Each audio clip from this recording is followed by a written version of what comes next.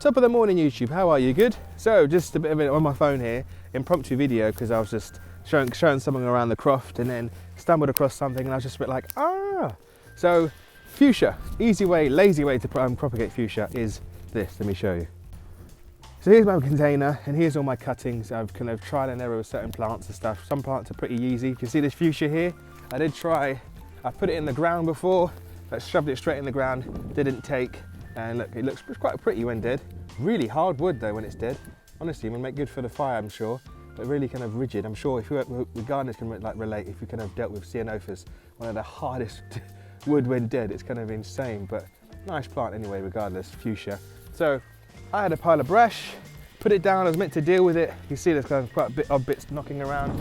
Like some of them are deadwood features over here. You're going to see a link about deadwood features, click the top right. But then if you look over here, there's another pile of brush outside the container. Yes, not very practical, but it was just here. This was over that side of the container, funny enough, because I had to make space for my new shed.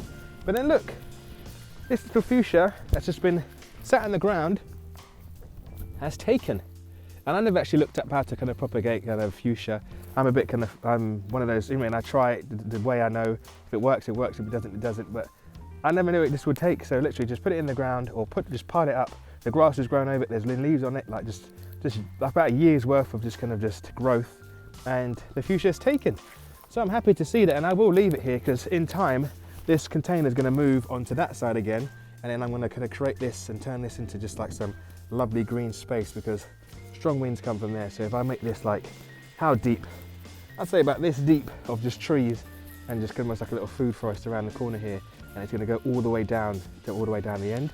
So that's the plan. So yeah, back to fuchsia though.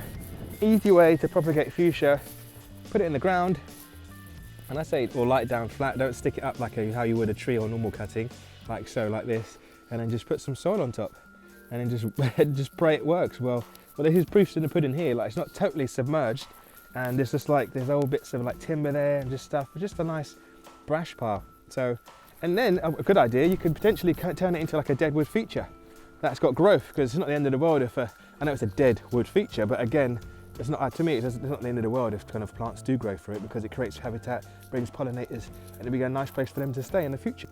So there you have it, a nice, easy, lazy way to propagate fuchsia. So if you're new here, consider subscribing to see how this fun goes.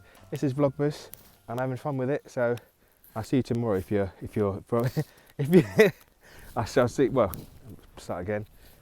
So yes, this is Vlogmas, and I'll see you guys tomorrow for the next one.